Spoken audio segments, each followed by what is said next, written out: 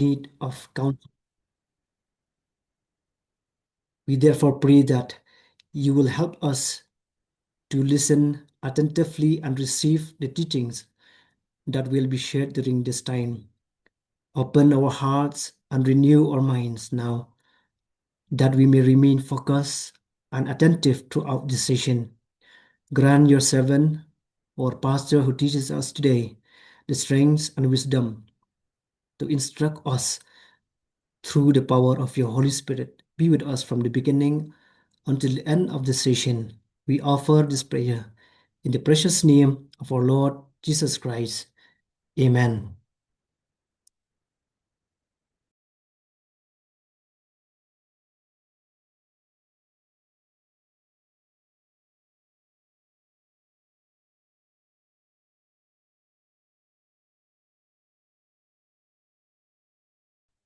Shall I start?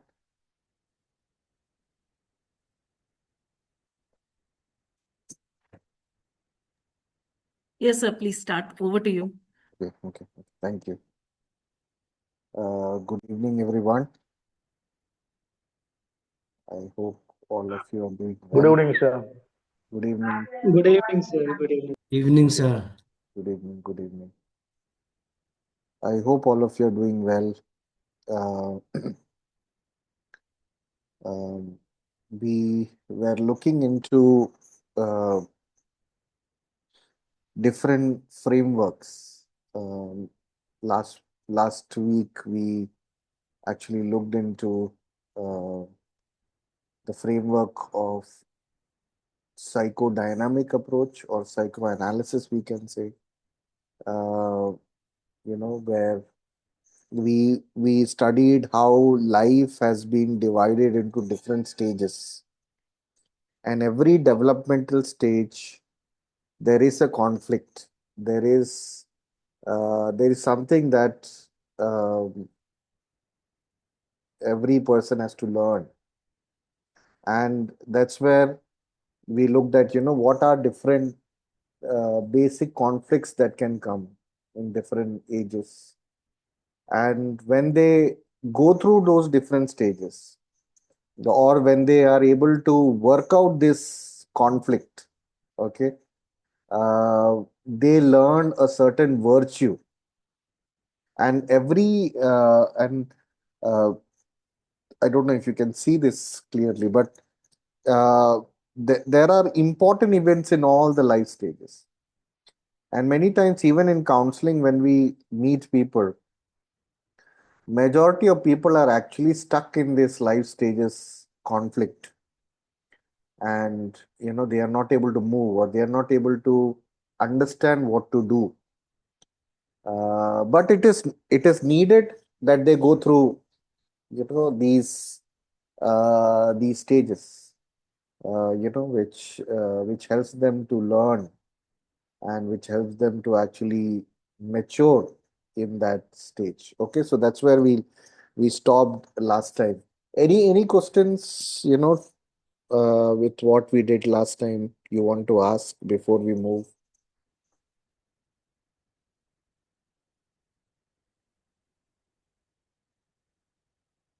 Okay. Now, today we'll be looking at, so we started with one perspective, which is psychodynamic or psychoanalysis. Today we'll be looking at other perspective also. Like I said, different lenses, different frameworks to understand human behavior, human mind, human growth, emotional expression. Okay. So there is another perspective, which is behavioral perspective. Behavioral perspective means our action, what we do. Okay. Again, these are all connected to theories, and I'm not going deep into the theories, because once you learn the theories, you will get an idea about what I'm talking about. But without that, we cannot exclude it. We have to include it in the whole system to understand what we are getting into. So when psychologists try to explain the behaviors of people, or for example, okay, let me stop sharing so that I can talk to all of you.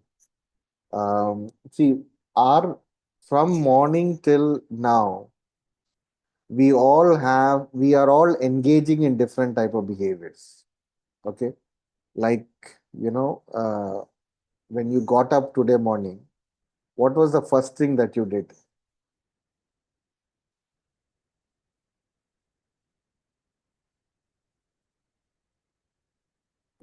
So prayed. Okay, prayed. Okay,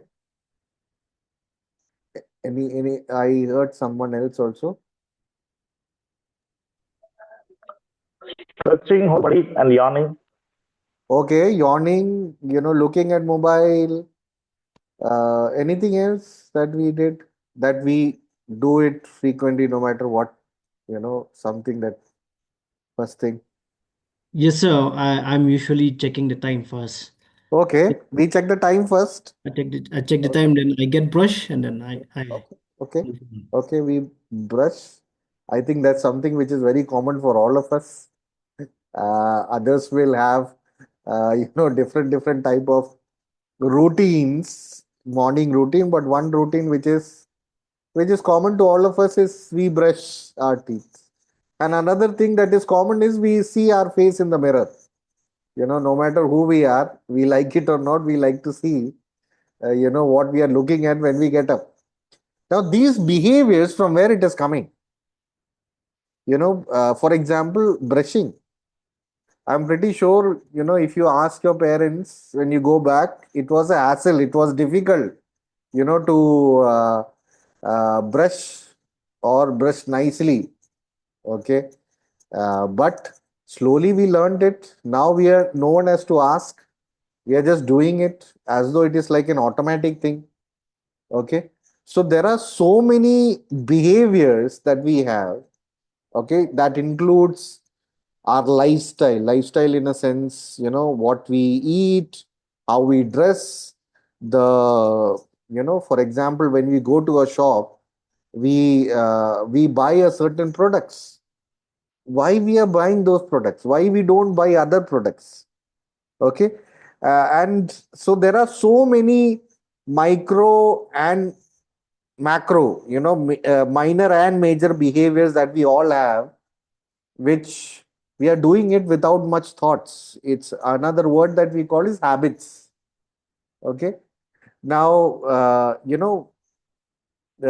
habits also is something that it's a behavior which has become automatic. Okay. It's a automatic behavior. We don't think too much while doing it. That's why it is called as habit. Okay. Now, all these habits, this behavior is part of our life. And if you try to dissect some of the behaviors, you will see that you are following some majority of behaviors that you have seen in someone else, and you are doing it, because you have seen the role model, you have seen people doing it, or it is taught to you, that's why you're doing it. There are also behaviors which you have learned by yourself. Okay. No one has, it's your experience. Okay. And you can say that, oh, I learned by myself. Okay. So there are many behaviors which comes, which the person is learning or experiencing and learning. There are a lot of things that we get from others. There are also a lot of behaviors that no one has taught us. It was there, like it's like a pre-programmed, as though we have a chip, and as though as soon as we come, for example, who has taught children to cry? Why the first response when a child is born is to cry? And from where he's getting, like, who has taught child to take breathes, okay, or to do potty, or different type of behaviors that they do, smile? Okay. There are so many behaviors which is part of the human DNA. Okay. And we have taken it, from from generation to generation, we have actually learned, and now it is part of our life. Okay. So, so there are a lot of things that we can actually do that. And that's why behavioral perspective, it becomes very important that we understand. Okay. So what do you mean by that? Behavioral perspective. It focuses on the processes that produce observable behavior, something that you can see. So when we say about behavior, we are also talking about behaviors that you can see. It's not something inside, it's not a desire, it's not something I have inside, but it is visible to people. Okay. And when we talk about behavior, we are also talking about learning. Okay. Because learning itself is learning a behavior. Okay. And there are three theories which actually talks about behavior, which explains how we are getting behavior or how behaviors are becoming a habit. Okay. The first one is classical conditioning. I will not go into the detail of that. I'm pretty sure when you will be studying theories and techniques of counseling or psychology, you will go through these theories in detail. But in a very simple way, I will explain these three theories and I will, go forward. The first one is classical conditioning.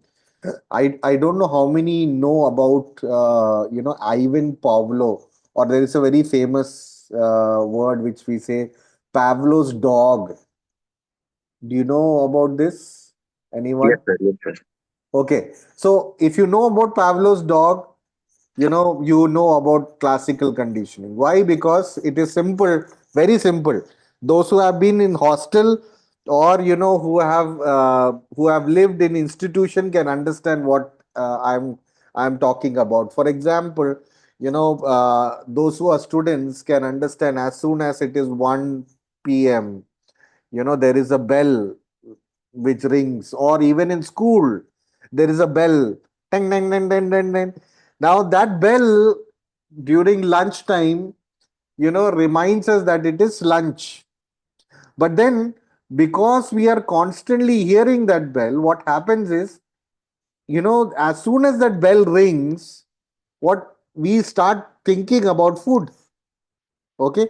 Even before the bell rings itself, we are anticipating about food. And you will see a sort of physiological reaction happening in us, because of that bell. Like, for example, when we see good and favorite food, okay, what will happen to our saliva? Our mouth will start salivating. Okay. Saliva will come in our mouth. We will be doing like that.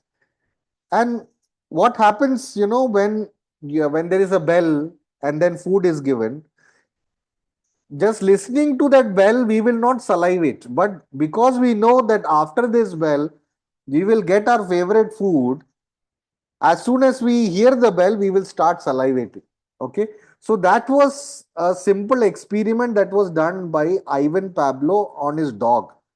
So what he did was, when what he did was, he had a dog.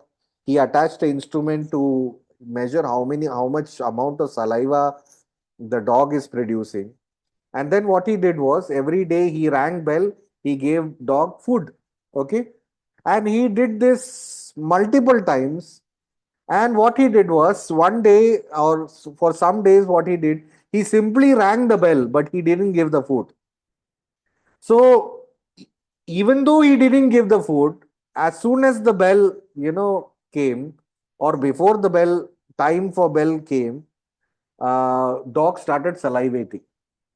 So instead of salivating, seeing the food, dog was salivating, hearing the bell. Okay. And that is what is called as classical conditioning. Now there is a process called as conditioning which is happening.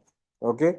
Now this conditioning has nothing to do with air condition that we use, but this conditioning is a process where something that we were not attracted to, something that we were not giving any response, after the process of conditioning, now either seeing it or hearing it, we are giving a response. Okay. So we have gone through the process of conditioning. So basically, to put it in a very simple way, In classical conditioning, learning is happening through association. Okay, because we are associating two things together, something which gives a natural response and something which doesn't give a response, like bell. And when we associate two things together, because of the association, we start responding to the natural or something which is neutral object, like bell. Okay, so that is what is classical conditioning. Another example, you will be thinking, why this is important. The reason is, lot of things that we see, majority of ads, advertisements that we see is sort of designed based on classical condition. Okay, one of the example I see, for example, um, you will see the ads of deodorants. Okay, what in the deodorant ad, what is there? There is a boy, he is alone, and then suddenly he takes the spray and he kiss kiss, and suddenly he becomes a magnet. All girls are attracted to him. Okay, now what is happening there is, human or male being attracted to female is very natural. Okay, it is very natural that males are attracted to beautiful females. There is no question about that. But what they do is, now they are pairing that beautiful female with a deodorant, which is neutral thing. Okay, and now once this natural pairing, which is female, and this deodorant is paired together again and again like a pair, the response that the male gives to a female will be the same response it will give, to the deodorant. So what is happening? Learning through association. And we can see that in lot of ads, car ads, we can see, car and, female, or, beauty, and, some of the products like, face creams and things like beauty and cream. For example, the famous Fair and Lovely. Okay, now there is no research which actually suggests there is evidence, but still, when we think of fairness, we think of Fair and Lovely. Okay, so that is the association we are talking about. So classical conditioning. Second is operant conditioning. Now operant conditioning again is different concept. Like, many times we learn lot of behaviors because of consequence. Okay, like, when you were small, when you did something, and everyone looked at you and they appreciated, wow, very good, you're done really well. Now chances of you doing it again increases. Okay, if you do something and others will say, no, no, this is not, you are a bad boy or you're a bad girl, don't do this again, no, no, no, don't do it, that will sort of decrease your tendency to repeat that behavior again. So there are a lot of things that we learn because of consequences. Okay, now there are two types of consequences. One is called as reinforcement. Reinforcement means our behavior is strengthened because of the consequence. Okay, so there is positive reinforcement, negative reinforcement, and the second type is punishment. Punishment is, when there is punishment, the tendency to do a behavior comes down. Okay, so there is positive punishment and there is negative punishment. Now when I talk about punishment, I am not talking about spanking. Okay, I wish I had time to talk about different parenting styles and how parenting happens, because once we understand, we will know that spanking is not the only way of disciplining. Okay, there are multiple ways through which we can discipline children and help them to learn new behaviors. Okay, so there is reinforcement where you are strengthening the behavior, and then there is punishment where you are weakening the behavior. Okay, so all that is happening where you are learning behavior because of consequence. Okay, good consequence, you will do it again. Not good consequence, you will not repeat, or tendency to repeat it comes down. Then comes the third aspect, okay, which is called a social learning. That means there are a lot of behaviors we learn from others. Okay, we learn from role modeling.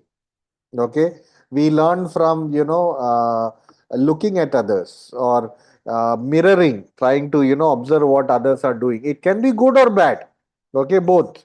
Many times, there are behaviors which is good, which we have looked from other people and we have followed. There are also bad behaviors, which we look at others and we follow in our life. Okay, so that is the social component of behavior. So there are three types of how we learn behaviors. One is through association. Okay, second is through consequences, and third is through society or social learning. Okay, so this is what is the behavioral perspective. Okay, and any questions or any doubts till now? Is it clear? The social learning theory means one kind of socialization. Means like making in friendship also we learn so many things, and when we have interaction with others. Social learning means learning from society or something else. In a very simple way, learning from others, or where we observe others, where we look at role models and we copy the behavior of other people. Okay, so that is where how society shapes our behavior. Okay, it is though it is not, it doesn't comes under socialization. Socialization basically is the relationship, but the method of socialization also can be social learning. Okay, like for example, the way we make friends, the way we make conversation with the strangers, that can be learned. Okay, but sometimes it is also part of human behavior to connect with others. Okay, like I mentioned last time, human beings are not formed to be in isolation. We are social beings. Okay, so from the birth itself there is a tendency to connect with other individual. So that is something which is ingrained in us, to connect, and to make relationship with others. Okay, so that is completely biological, but the method or the way you build relationship, that can also be learned from society. Okay, so what we learn from society, community, what we learn from others, how we mimic some of the behaviors of others, comes under social learning. Yes, sir. Thank you. Any questions? I hope I am clear with these are huge concepts. I'm making it very simple. I wish you would have learned the theories before I go into that, but this also is very important. Yeah, Sam, yeah. social learning is must. Social learning actually is must. Why? Because uh, like for example, driving. Okay, driving is a skill which we look others doing it, or someone is teaching to us. So there is a whole lot of role modeling happenings to learn a certain skill. So if we have to, like for example, even this online platform Zoom, we have, either we have watched videos or someone has told us this is the way you can get into it. So somewhere social learning is important to upgrade ourselves, to develop ourselves in certain areas. If we let's say for example, if we put ourselves in an isolated situation, let's say for 1 or 2 weeks, and then when we come out of that isolation, it will be very difficult for us even to connect with people. Why? Because world has moved on, we are stuck in a certain way. Okay, another example what I give is, which no one thinks about. When people go to jail, okay, they are caught and they are sentenced to go for, let's say, 5 years, 10 years. Okay, they go into this institution and they stay in that institution for 5 years and 10 years. When they come out, okay, the world has changed. Now they don't know how to what to do, how to connect with people. And because in when they are in the institution, they are stuck. Their learning becomes stagnant. Okay, now just imagine a person going into jail, uh, let's say 2018. Okay, and he comes out of the jail 2022, and then realizes that when he was in jail there was a whole pandemic that happened, COVID. Okay, now people are talking about COVID, coronavirus. They are talking about online, they are talking about quarantine. Okay, think about how confusing it will be.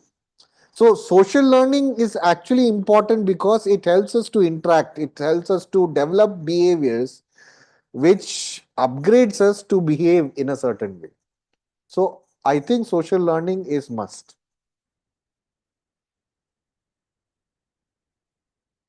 This question because one of my sister, the time of pandemic, I taught her to ride the bike, and she learned, and she took me to all shops and bazaar. And after the pandemic, she she even didn't touch the bike. And then I don't know how to ride this. Then Very true. I came to know. I compel them. I push to learn. Yeah. So that's why I ask. The social learning is must.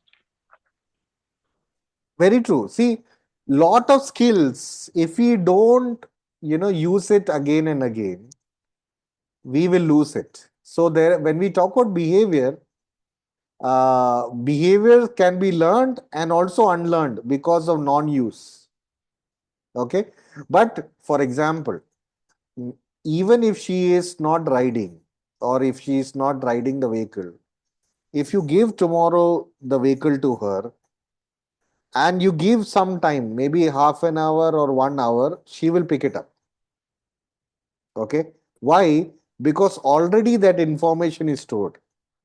That's why, like, crucial skills like conversation, communication skill, driving skill, riding skill, all these skills, once we learn it, we just need, like, bicycling. Those who have, we may not be riding bicycle for years, but you give a bicycle, we just need some time and we are back on. So sometimes learning also is like that. Once you learn, you may not use it for some time, but you give little bit time, you will be able to do it. There are also behaviors that we will forget completely, right? It can be because of non-use, we have not used it, we lost the confidence, now we can't do it. Okay, for example, our muscles, muscles, if you don't use it for significant amount of time, you will lose the ability of the muscle. Okay, and it will not go into unless you concentrate and push that one muscle properly. You will not be able to get to the level. But can it reach a certain level? Yes, it can, but you can lose also. Okay, so I think learning and unlearning is part of human life. Okay, which is also social learning. For example, if there are multiple women who are riding, it will also give encouragement. Let's say she has a friend who also is riding. I'm pretty sure next day he will pick up the vehicle. So social learning, influences. Okay, I saw some hands coming. Thank you, sir. There was Thank my you. I didn't want to disturb your train of thought. So No, no, no. Go on, go on. yeah, no, I totally agree with what you said that if there are some things that you learn, and let's say you take a break, but you go back to it, especially riding, driving. That is a great example. That is actually one of my examples, and that is why I totally, it resounded with me, and that is why I thought, well, that's a great opportunity to share. So I took a break and then I restarted for some time. Like 5 to 10 minutes. It took me time to steady myself, but after that was done, it was there. I could easily, drive again without any issues. So yes, thank you. I will give another example, may not be the right example, but I because I personally experienced it, I can actually talk about it. We had one sister in our church. Husband was from Air Force, and he literally pushed her to learn car.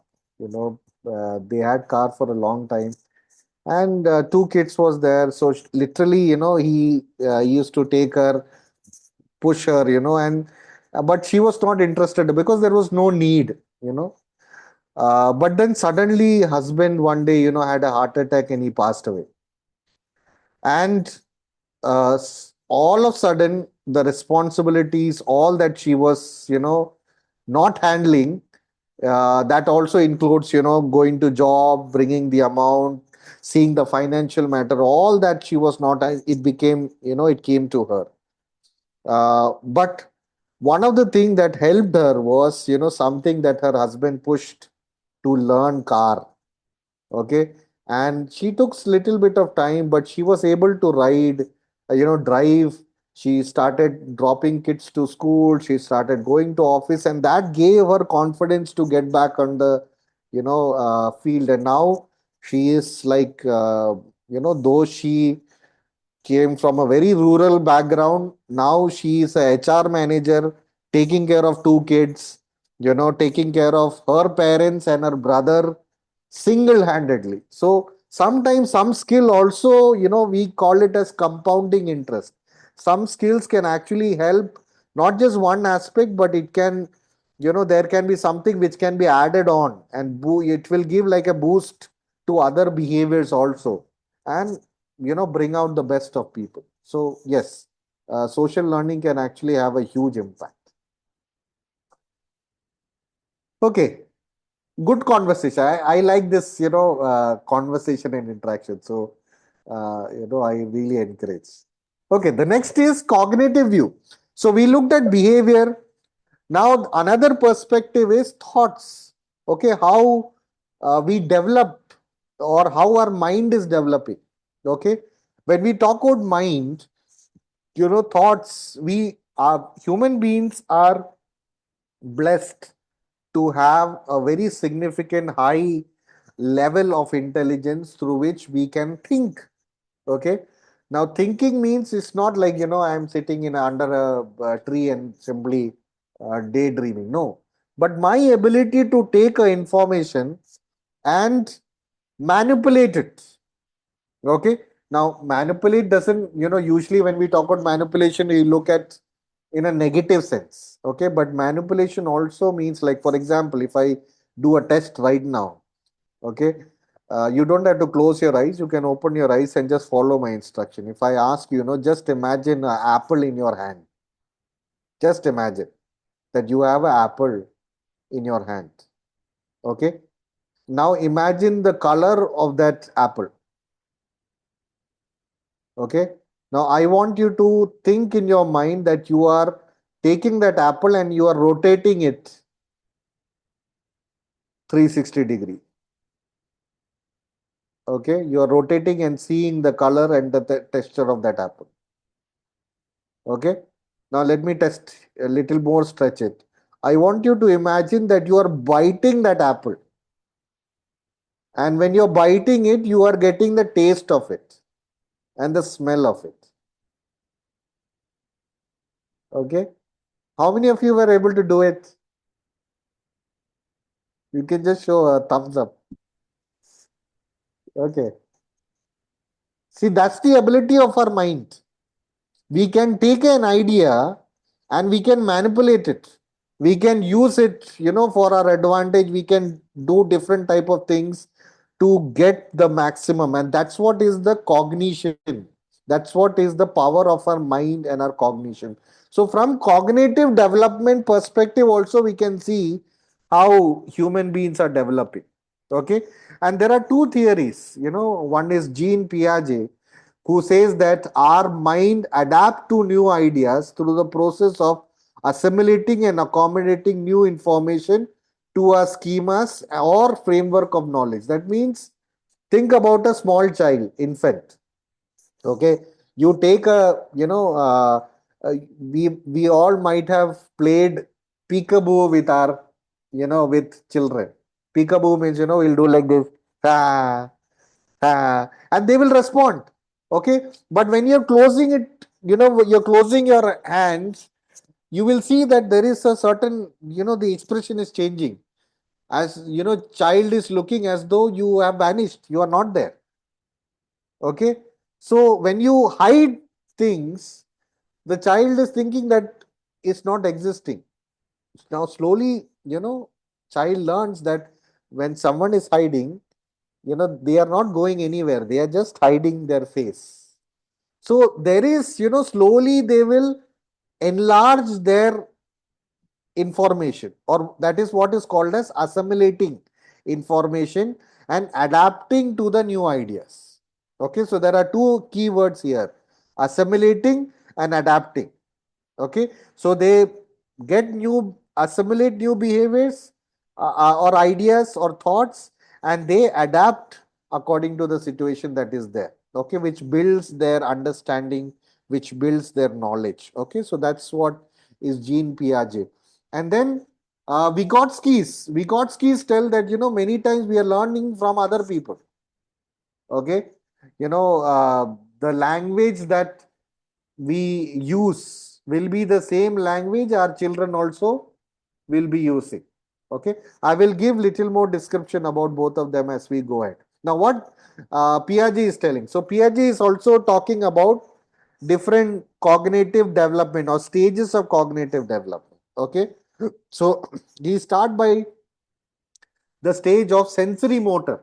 Okay, now sensory motor is from birth to 2 years. What he says that the construct of understanding of the world by coordinating sensory experiences with physical movement. So, we usually, what we do, we will, wriggle our hands, we will, do like this.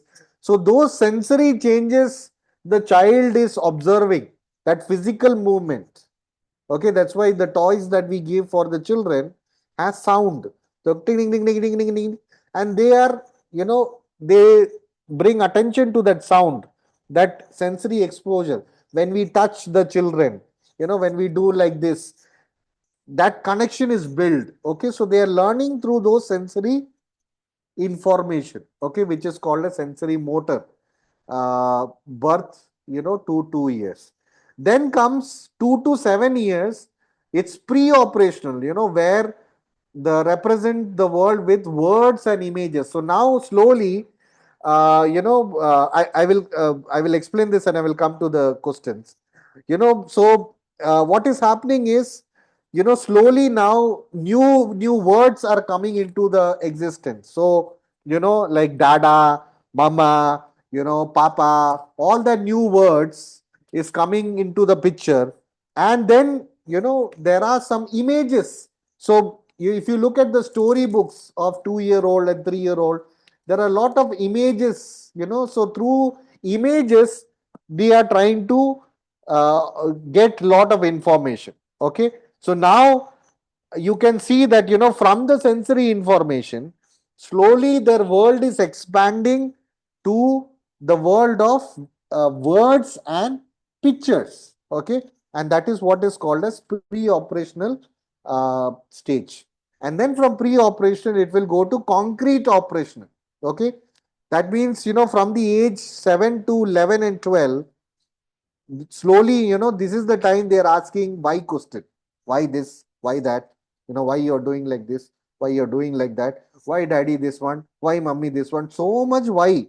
Now, what is happening there is, they are developing their logical or thinking, they are trying to reason logically. Now you cannot fool them like you fooled before. Okay? Oh, look at there, and then hide something. Okay, distraction will not work here. Why? Because now they are logically, reasoning. Okay, so that is the third stage, which is concrete operational. And then comes fourth stage, which is formal operation. That means here from 12 year upwards, if you ask them a question, they are able to think in abstract ways. For abstract ways means what? For example, if you ask them, okay, what gives you joy? Okay, or tell me, what is your goal of life? Now, these are all abstract ideas. Okay, purpose of life, meaning of life, all that ideas are actually abstract. Now from age 12 onwards, they have little bit of ability to understand. For example, we talk about moral of the story. Okay, every story has a moral. Now here they can generate that moral of the story. Okay, why? Because it is abstract, it is idealistic, and it is logical way. So that ability. So these are the cognitive development stages that Jean Piaget is talking about. Okay, now questions. Any doubts?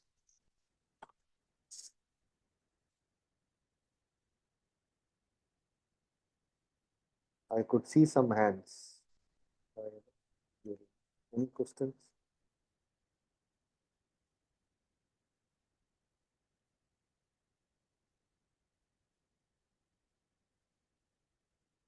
Okay.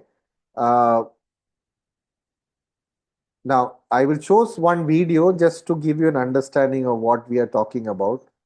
About Jean Piaget, and then we will go ahead.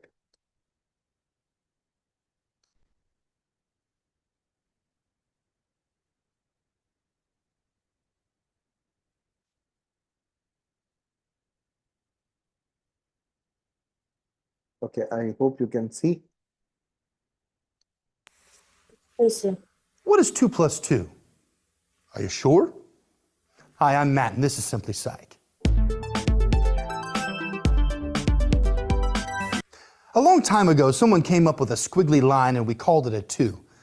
And then put a few straight lines together and we called that a 4. But how do we know what 2 plus 2 actually means? A famous psychologist in cognitive psychology named Jean Piaget came up with an answer. Let's get into this.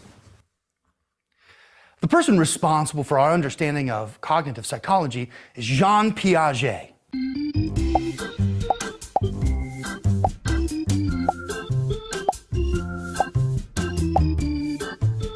Piaget was a psychologist and educator in the early to middle 20th century. A lot of the work he was focused on was understanding how we construct knowledge. See, when we're born, we really don't have any idea about what life is like, what the world is like around us. And when we see things for the first time, we have to actively construct our understanding of what it is. So when a baby is born, and for the first time they see a man, he might look like a normal man.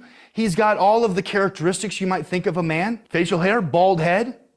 Maybe not every man. But a child understands what a man looks like or what a man is through this image. When a child sees a man, they have to actively construct in their mind what a man is. This construction is called a schema. It's kind of like a blueprint in the mind to an understanding of what a man is. Now, if the child sees another man, especially if the man looks similar to the first man, then it'll be easy for the child to understand, okay, that's a man as well. But if the child sees now a different person who's not a man, say a woman, the woman, though, looks kind of like a man, but significantly different, typically having longer hair, wearing different clothing, not as much facial hair, for the most part. Still, the child understands, okay, these two people are similar, and these two people are important for me to know. This is called assimilation. When two things look similar, the child doesn't have to change its schema.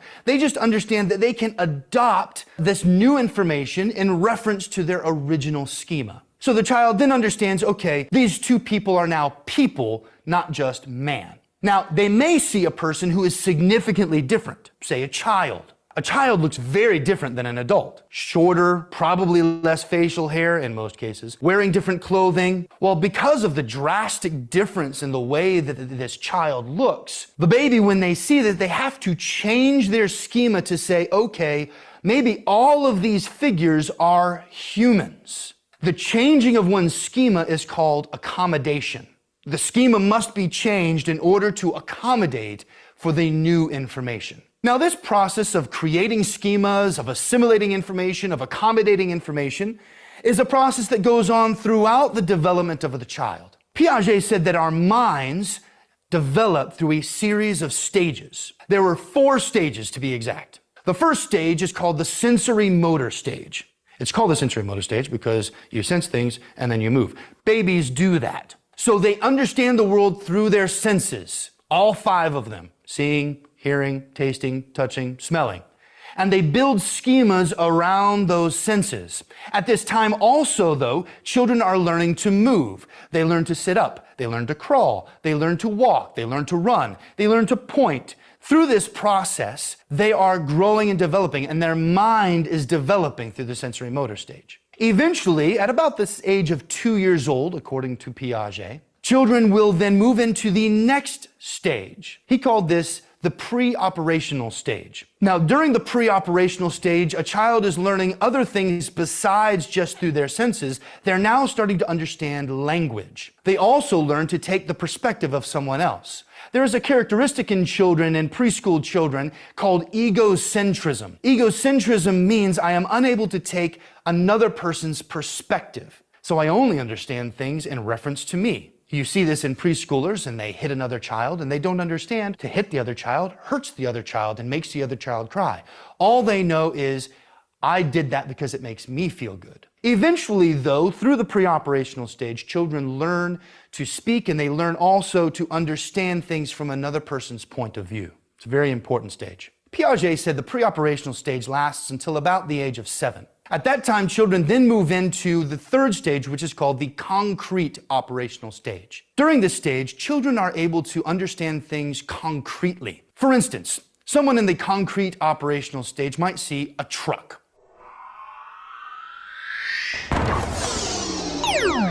A truck has basic characteristics. It's got bigger wheels, it's got a loud roar of the engine, it's got a bed in the back. A truck looks a certain way, sounds a certain way, and even feels a certain way. Now, children will have to determine what a truck actually is. And they realize that it's different than a bicycle, it's different than a car, it's different than a boat, and it's different than a man, obviously. The thing is that children in the concrete operational stage understand that this is what a truck is. But concrete thought is based upon what we can see, what we can touch, things that are tangible, not necessarily the function of things. By the end of the concrete operational stage, which is about the age of 11, according to Piaget, that's when we all move into the formal operational stage. And then the formal operational stage is the development of abstract thought. Abstract thought is our ability to understand abstract ideas. Like, for instance, take a truck. Of course, in the concrete operational stage, we understand what a truck looks like, but maybe not what it does. When we move into the formal operational stage, that's where we understand what a truck does. We understand that it can pull things. We understand that it has torque, that it's got certain amounts of horsepower. We even understand what horsepower is. It's a whole bunch of horses.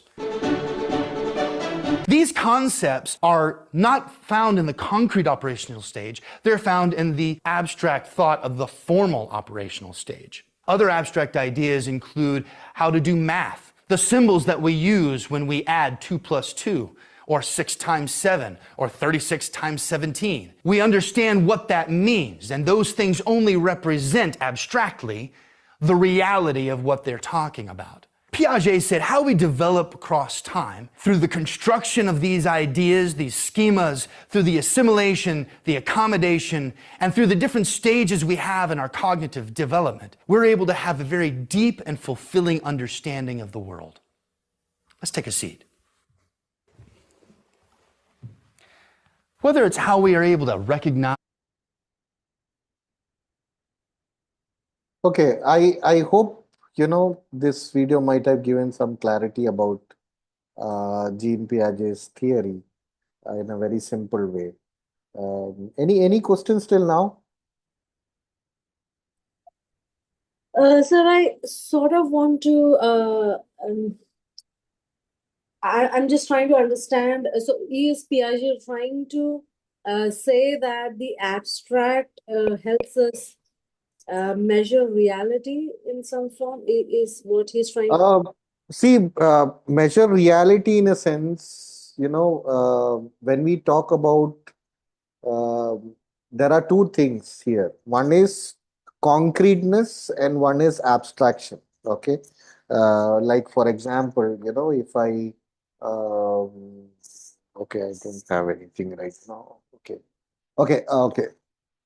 Okay. If I am showing this uh, to you, okay, so you may look at it, and the concrete way to understand is we look at the shape, size, and then say, oh, this is a bear, okay, and that's the concrete way. Abstract way is, to look at this and say that, okay, this represents who I am, okay. The strength of a bear is what is something which is characteristic of me. Now that's a very abstract way, a connection that's also reality. Okay, so concrete, looking at a concrete level is also reality. Looking in an abstract way also is reality. So, looking at reality from different angles, also is the cognitive development. So, when we talk about concrete operational, we are thinking of logically understanding and, concretely building ideas and information to get to the conclusion. And then formal operational is where the person is, or the individual is able to go beyond what they can see, like something which is underlined, something which is underneath, and think about in ways which is only prescribed to adults, okay, in terms of, in a very abstract way, which also can be the definition of reality. We can say like that formal operational case. We deal with the concepts. Suppose subject concepts are there. So we just for a small child 7 to 11 years, he will do okay. I have to plus or minus like this. He will say so. This is plus or minus. But when he grows after 11 or 12 or 13, he says okay, this things is decreasing or this is multiplying. So I have to do this. So he brings some concepts, basic concepts is developing in the stage, the formal operational. See, it can also be in such a way that, okay, concrete operational is okay, 2 plus 2 is 4. Mm. But formal operation is going to a shop, okay, and someone gives you an amount. Now, in his mind, he is able to go beyond it, okay. Now, that is, there are two things, there are two more things, that is four things, okay. So, somewhere application of the knowledge also can come into, formal operation, where it is not just something which is concrete, but he is able to apply that knowledge, in his day to day life. So that also can come in the formal, operational stage. Okay. Thank you, sir. Okay, then the next one is Vygotsky. Okay, Vygotsky also talks about cognitive development, but then he does what Jean Piaget is not doing. He brings social interaction into the picture. So what he says is that cognitive development is not something which, the child is developing by its own. There is a huge in social interaction and culture which is playing a role, which is helping the child to uh, develop cognitively. Okay, for example, a child who is born and brought up in a slum area, okay, and a child who is born and brought up in urban city or a posh apartment, they are exposed to different things.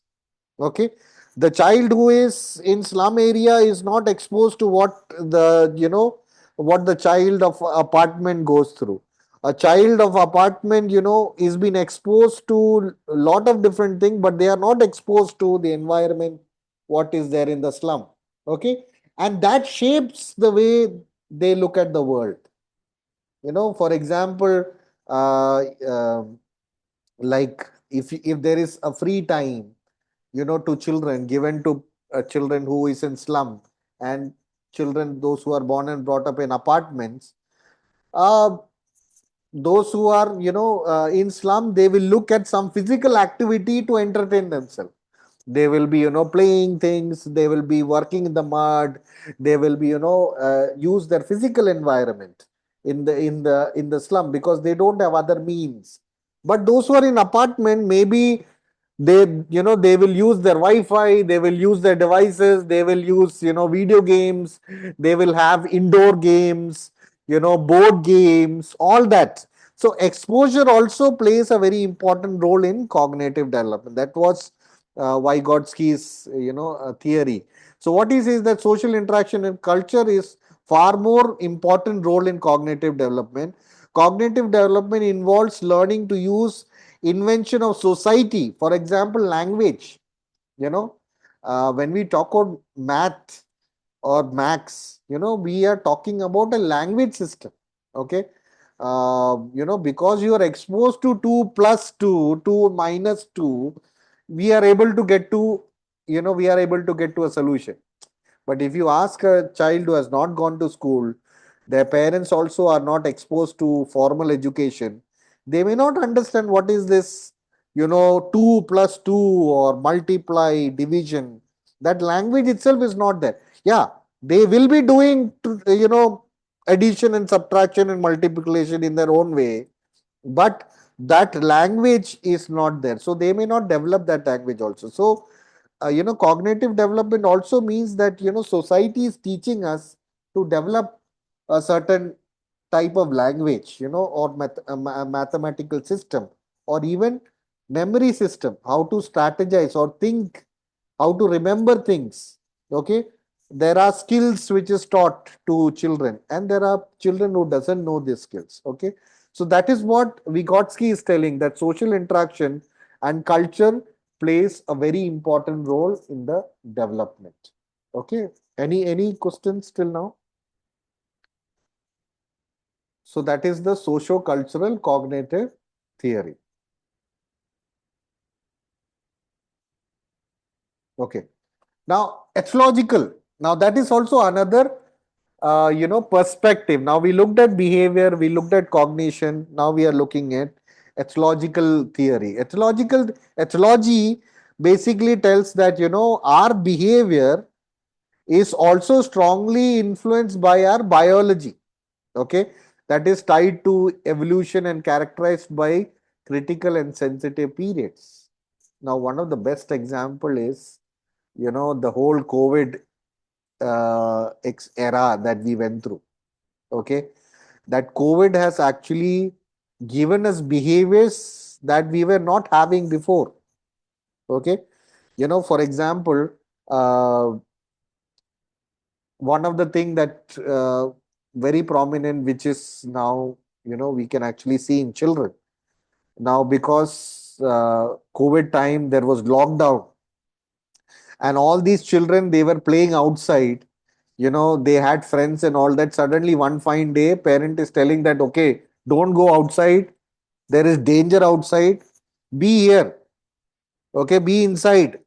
If you go outside, you will get sick. What is happening is, suddenly there, the way they're looking at things is also changing. And now, because there is a danger, that danger also is sort of helping them to shape their behavior. Okay. And so some of the behaviors, because of circumstances, because of some, especially when we talk about COVID babies, have you heard this term, COVID babies? Babies that were born during COVID time. One of the research says that because they were born, during quarantine and social interaction was less, there is a huge delay in language. Okay, why? Because the amount of social interaction that they should be having these babies were not having because of the social environment, and because they were not exposed to that social interaction, the development of language also got delayed. Okay. But if you look at, have these babies adapted to the situation? Yes, they have adapted. And that is what, this ethological perspective brings it, that, there are some behaviors. For example, we called something as survival instinct. Okay. We have heard stories of, especially in some parts of India, we hear stories where, baby born uh, in train, and the mother, seeing that it's a girl child, threw the baby from the train. Okay. And this baby fall down in the tracks, but the baby still survived. Okay. There are so many stories like that. Baby is going through complete hardship, but still surviving.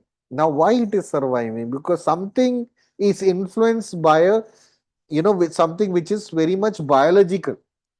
So in every species, this survival instinct is very strong. Even in animals, we can actually see that.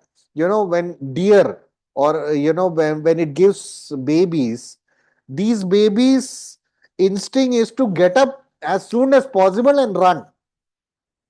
Okay. So the instinct of the baby, as soon as they're born, their instinct is to get up in their feet, because if they don't get up, they become prey.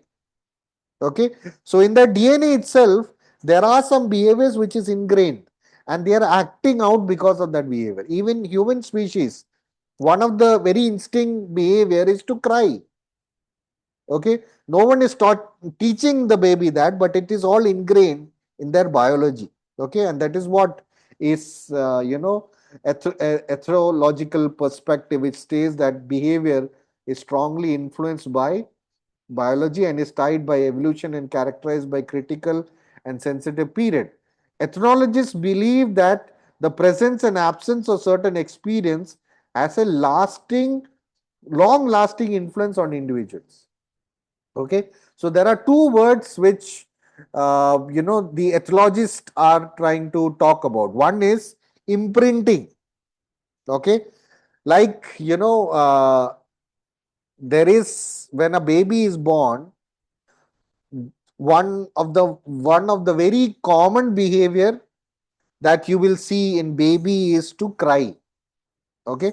Now let me stop sharing so that I can talk about this. Now, this crying behavior. Now let me ask you this question. If you hear a baby crying, does something happen to you? Is there, now for men, this may not be, that clear, but for female, if they hear a crying baby, there is research that says that, there is some internal or mother instinct gets triggered. Okay. To go and pick up the baby and pacify them. Now that behavior, there is no logical explanation of that. Why a child is crying and why the child cry is not sort of, yeah, though it is irritating, but for some people that also, will be a it will actually create a certain need to go and take care of that baby. And there was another research, very interesting research that was done, difference between male babies and female babies. Okay, I will talk about it as we go ahead also, but I'm going to mention it now. They actually noticed that, female babies, they give more eye contact than male babies. That means, if you can actually test it and try and also see it also, you will see that, female baby or girl child, they will actually stare. There will be a tendency to actually look very closely, and give direct eye contact to the, to the caregivers. Okay, male baby doesn't have. Male baby, they are more physical oriented. You give them something, they will be playing with their hands, but that eye contact may not be there. Okay, so from the start itself, they are more physical, and female babies, they try to build that relationship through their eye contact. So there are a lot of research now. All that is trying to tell that there are behaviors which is heavily influenced by the because of biological factors, which allows people to grow, and certain experiences are important, and that exposure allows them to grow in a certain environment, and that is what is the ethological perspective. So there is something which is called as imprinting. Imprinting means the earliest connection or attachment with the caregiver or parent is very important. Okay, how good the attachment is, that much the child will, the personality of the child, the behavior of the child will influence the early caregiver. Okay, so our behaviors is heavily influenced by our parents. Why? Because the early attachment has imprinted some behaviors in us. Okay, so we like it or not, there are a lot of behaviors that we have from our parents because they are our parents, and that's the biological impact in our behavior.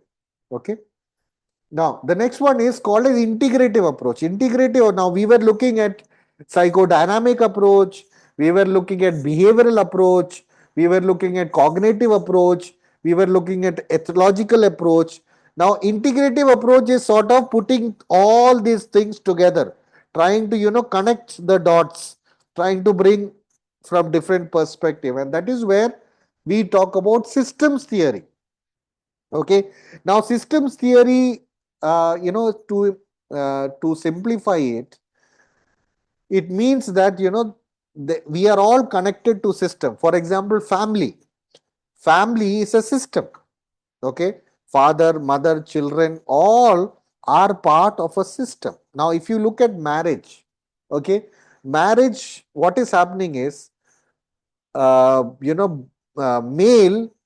who is born and brought up in a family, okay, he is born and brought up in a certain system, and female who is also born and brought up in another system, they come together, okay, and they create a third system. Okay, so two systems, product of two systems are coming together, and because of the interaction they have with each other, they create a third system, and children are part of that system also. Okay, and that is what is systems theory. That means, for example, another example is our body. Okay, in our body, how many systems are there? Any idea? Anyone from the medical field? How many systems are there in our body? So maybe respiratory system, Respiratory system, sensory system, and then this circulation system, uh, like that. cardiovascular system, digestive system, reproductive system, endocrine system. Okay, the fifth standard biology class. All these systems are existing inside of us. Okay, though they are separate, they are all connected to each other. So if something happens to, let's say, digestive system, will it have impact on the other systems of our body? Yes. So anything positive and negative to one of the system, it will have impact on the all the systems that we have. Okay, so same way, we need to see human beings also as systems. We are part of a family system or a community system. We are products of that, and that's what system theories is trying to tell. System theory involves in a broader focus of all the context. So system theory, now this is it's a German name, Ure Braunfen Burner, something. It's a German name, very difficult to pronounce. Has developed a bioecological model that emphasizes interaction between individual and family and societal forces. So there are three things, which is making an individual. One is individual forces, second is family forces, and then society forces. All these three, plays a very important role in developing an individual. Okay, same thing. What system approaches tells that in our life there are different system that is playing important part. One is biological system. Okay, that's what we looked at. How our body is growing, the physical growth, height, weight, all that, and the internal organs, the development of that, that's the biological factor which is bringing growth to us. The second is psychodynamic. Our relationship, our attachment, our connections, the way we are going through all these life stages one by one. Okay, so that is psychodynamic. Then behavioral. We looked at three theories: classical conditioning, operant conditioning, and social learning, which explains our behavior, how we develop, learn, and unlearn, in certain contexts. Then cognitive, Jean Piaget and Vygotsky, which tells that, our mind also goes through different stages of development. Okay, then the ecological perspective that says that, our the biological factor also influences our behavior. It sort of we are products of our genes and products of, the environment, the exposure that we live in. So we can understand human life from all these perspectives. Though it is independent, we need to look at human life holistically. Okay, so when we are looking at different stages of life, we have to see from the biological perspective, we have to see from psychodynamic perspective, we have to see from behavioral perspective, cognitive perspective, ecological perspective, and that will help us to understand what is happening in human life. Okay, and that is what is called as, integrative approach. And one of the theory which explains this integration is called as bioecological model. Okay, it gives a model to help us to understand how human beings are developed, or how human beings are growing, or how human beings are developing in different areas of life. Okay, now there are different systems that, every individual is going through. Okay, so this, if you look at this diagram, you can actually see how the development is taking place. So the first system is called as microsystem. Okay, microsystem means our family. We are born in a family, we are born in a, there is a system around, we there is that early experiences, the way we interact. So it is coming from a very individualistic perspective. you know uh, your identity, so there is something, your needs, your exposure. Now that is coming from self perspective, which is actually called as microsystem, the activities, role, interaction of an individual in that person's immediate setting. So right now, what all I'm connected to in my immediate surrounding, especially my family, that small unit. So that is microsystem. Then mesosystem. Mesosystem means when there is interaction between two or more microsystem. For example, I am connected to my family, I am connected to, where I am working, I am connected to all of you. Okay, so you are part of my mesosystem. I cannot say that, okay, family is the only thing that I have. No, I am also connected in other systems also. So that is what is mesosystem. So people are connected to family, people are connected to neighborhood, school, all that becomes part of the child when they grow up. So when they are in macro system, they are connected to father, they are connected to mother, they are connected to, maybe grandparents. That's it. It's a small world. But when they get into meso system, it's not just parents. Now there is school, there is, there is friends, and there is society. All that becomes part of meso system. Then comes exosystem. Exosystem is the social environment. Okay, social environment means the community that you are living, the society that you are living.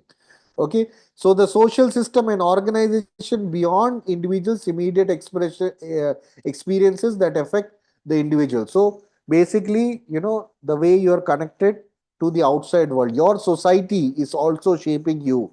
Okay, like for example,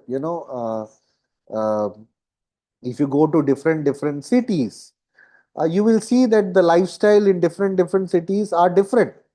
Okay, the freedom, the accessibility, approachability, people, the way people interact with each other is different from city to city.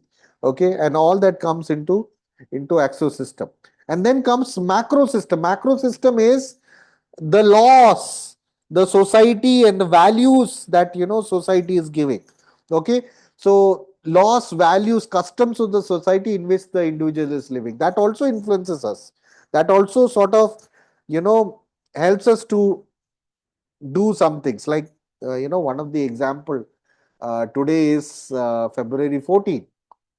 Now in many places, in especially in North India, people are afraid, something will happen. You sit with someone, even husband and wife are afraid to celebrate Valentine's Day. Why? Because they know that they will be attacked. Yesterday, my brother is in US. In their school, there is celebration, Valentine's Day celebration in preschool, sort of helping them to understand how to value friendship. Okay, and to express friendship to each other. So they are sort of taking this opportunity to teach their children about relationship, to have good relationship. So different places, different systems, different values, and that sort of influences us. Okay, so that comes under macro system. And then finally, chrono system, in which the way all these systems are interacting with each other. Okay, so chrono system is something where everything is interrelated, and sometimes different stages of life, some things become significant, something goes into the background, and other stages of life, something comes into the foreground and other goes into the background. So interacting in or interrelating with different stages is called as chrono system, and that is what is. So all this microsystem, mesosystem, exosystem, macrosystem, and chronosystem, all that become part of bioecological system, which sort of integrates and how human beings are developed in different stages. Okay, I hope it is clear. Any questions till now?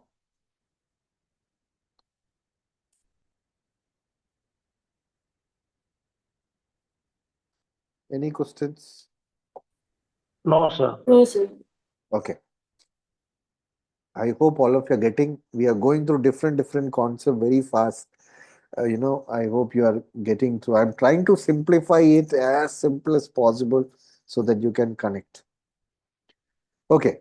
Now, when we talk about human development or especially lifespan development, we also need to look at different areas of growth and development. Okay. So when we, for example, when we talk about child, okay, we are talking about what is the age group that the child is, and that age group is a developmental stage or it's a lifespan stage, and in that stage they go through different levels of development. Okay, now what are the different levels, and then we will talk about it in detail. The first one is physical level. So there is a lot of physical development that happens in different stages of life. Okay, that means height, weight, appearance, physical ability.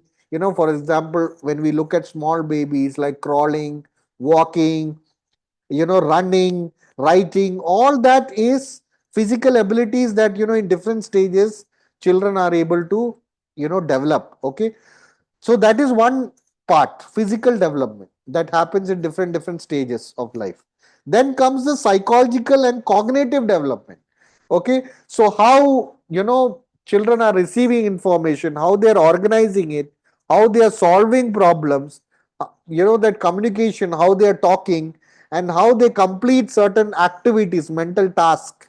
Okay, all that comes under the cognitive and the psychological development. Okay, so that is another level that we can understand, which happens in different stages, to understand, how people are cognitively developing in different stages of life. And then comes social development. Okay, the way, the child is developing friends, relationship. Okay, so they learn to interact, play, work, live with other people, family and friends. All these they are learning in different stages. Okay, learn how to understand both their own as well as others' emotion. So awareness about themselves and awareness about others. Deal with strong emotions like anger, how to deal with it, how to express it. Okay, develop a basic sense of morality, trying to understand what is right and wrong, differentiating between what is bad and what is good. Okay, so that is another level of development that is going on. Then comes sexuality and gender identity. So in different stages of life, this is also another area that, a child is developing, to understand who they are, their own gender, male, female, trying to understand the role of male, the role of female, husband, wife, father, mother, grandfather, grandma. All this is gender identities that, in different stages they learn. Okay, and that forms their role and identity for them. Okay, so these are the different levels or areas of development that we can actually see. Now let's go into the detail, very quickly, and understand what is happening. So when we talk about biological forces, so all these forces, it is combined, and that's where the growth is happening. That's where human development is happening. So when we talk about biological forces, we are actually talking about genetic and health related factors. We talked about it last time, how our DNA, our genetics decides what type of height I will be having, what will be the color of my eyes, what will be the color of my skin, how my hair will be, it will it be curls, or will it be straight, will I have hair or will I not have hair, what will be my height, what will be my weight. All that is my genetic, you know design, my blueprint, which is being passed on from generation to generation. And those biological forces also helps me to develop in certain way. Okay, so these are genetic and health related. So what diseases, I may get or I may not get. Okay, what diseases I will attract, because, from generation to generation, some diseases are there in the genetic design. Okay, so they basically provide raw material and set boundary conditions for development. Now, for example, if you look at my biological setting of my ancestors, they all had an average age, average height. Okay, that is there. Now, I cannot expect that I may hit that average age. That doesn't mean, I may go very tall, which has not been seen in my family. There will be some sort of genetic factor, which will decide what my height and what my weight is. That's a raw material. And then again, according to the situation, according to the exposure, I may develop certain levels of, body design. Okay, one of the example I want to tell, few months back, actually, I went to Mumbai, and every evening I used to go, for walking. And it's a apartment. It's almost like 25 stories, and there, at the eighth floor, there is a walking. They have a walking strip. So I cannot walk on the road. So that was the only place, I used to go for evening walk. And every day when I used to walk, I used to see one girl, maybe in her, uh, maybe 10-year-old or 11-year-old. uh, she also used to, walk around, and very health conscious. Usually girls during that time, they are very much interested in lot of different activities, but she was very athletic. And I used to be like, I was surprised to see that. We rarely see it, because she used, there was a gym in that, so there was a walking strip and there is a gym in that apartment. Every day she used to go to gym to do exercises. Now I'm talking about a 10-year-old girl. And I was very impressed by that, behavior, how athletic she is. I thought maybe, she is practicing or training herself for that. Uh, and one day, what happened is I saw one person, along with that girl. And as soon as I saw that person, I understood this is father. Like daughter, exactly also father, very athletic, body very fit. He's also, like her, going every day in gym, doing that physical exercises, very athletic. Seeing them itself, we can understand they are, very flexible, very athletic energy, and that stamina is really good. And another then one more day I saw his father. So, one day accidentally I saw his father, him and daughter, all three.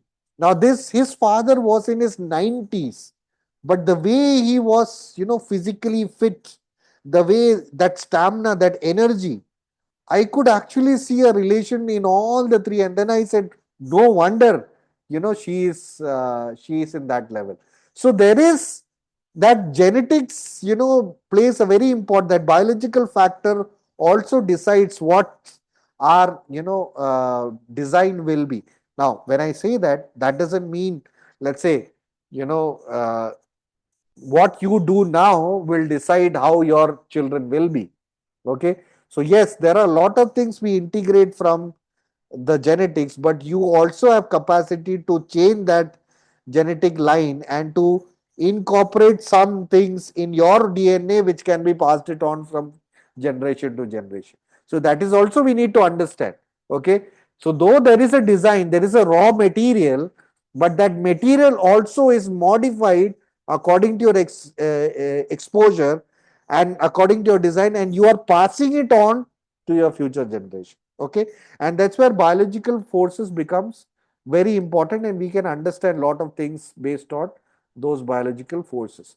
The second one is psychological forces.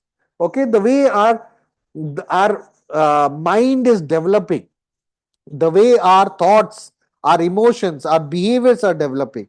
So we are talking about perceptual, cognitive, emotional, personality factor. Now all these are big words. Now what it means is the way you look at, way you take information and you organize it to understand what is happening.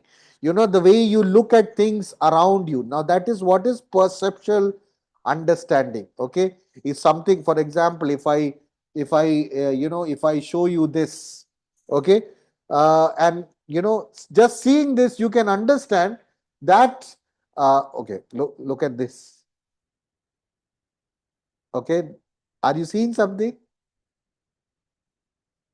Yes, sir. Did you notice something?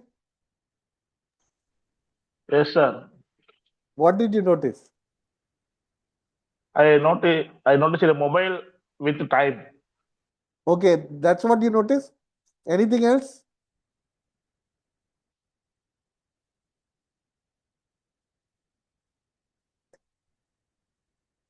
Anything else did you notice? Anyone? I think we will have a very good learning today. I think there's a blinking light and You know what is? I cannot see it. What is happening is those who don't know, your mobile every 5 seconds is actually taking your picture. Okay, we don't know, and this is the proof of that. Okay, every it is actually trying to take information. So even though I cannot see it, actually there is information which your mobile is actually taking, and that's the proof. So when you keep your phone in front of other camera, you can actually notice that. Okay, it is very interesting that I saw. I wanted to share. Anyway, so as soon as you saw this phone, you understand it is phone. Why? Because you have been exposed to what phone is. So what you have done is you saw this thing and you looked at the shape, the size, and then you concluded that this is phone. And then you saw maybe image there which tells okay, this is iPhone or Apple phone. Now this is what is called as integration. This is also called as, perception, trying to organize material to understand what is happening. Okay, so that is what is perceptual cognitive. And cognitive is the way you think. We talked about the cognitive development. Emotions is our feelings, our emotion, and personality, the way you are, you know extrovert, introvert, logical, emotional, all that internal personality traits that you have, all that factor also develops the development. So these factors also is influencing the way we develop. It influences our intelligence, it influences our self confidence, honesty, and self esteem. So these are psychological factors. Okay, then come social cultural forces, basically society, okay, our community, all that also is, we are interacting with our environment. So it is important to know how people and environment interact with each other. So we are learning from society and society is teaching us.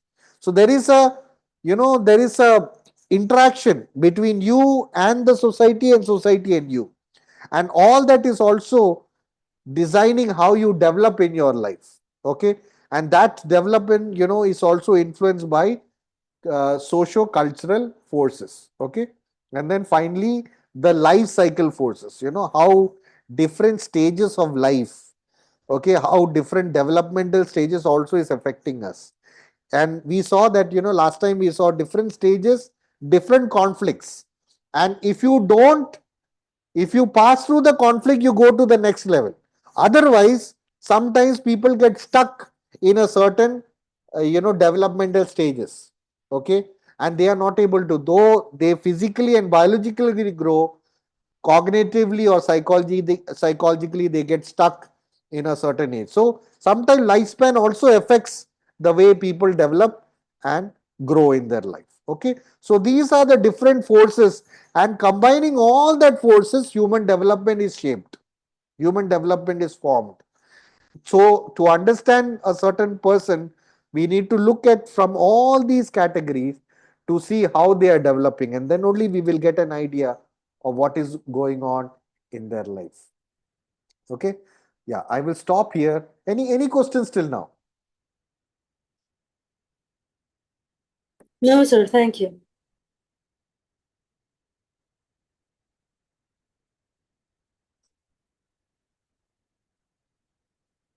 Any questions or any comments?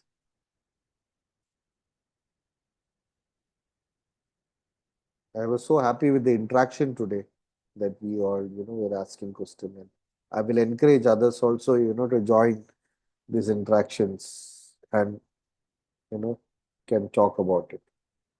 Okay, we'll stop here and we will, yeah, next week I am not there. So, I've already informed I'm traveling, so I will not be there. Next to next week, I will come, for the class. So just wanted to inform, to the class that next week, next Saturday, I am traveling. I'll be in train during this time, and that's why online I will not be able to come in. So next to next week we'll come and we will, start with these interactions. So thank you, take care, and God bless you. Thank you, Sir, sir. Good Thank you, night. sir. thank you, Hello, sir. sir. God bless you, Thank you, sir. sir. Bye. Bye. Yeah.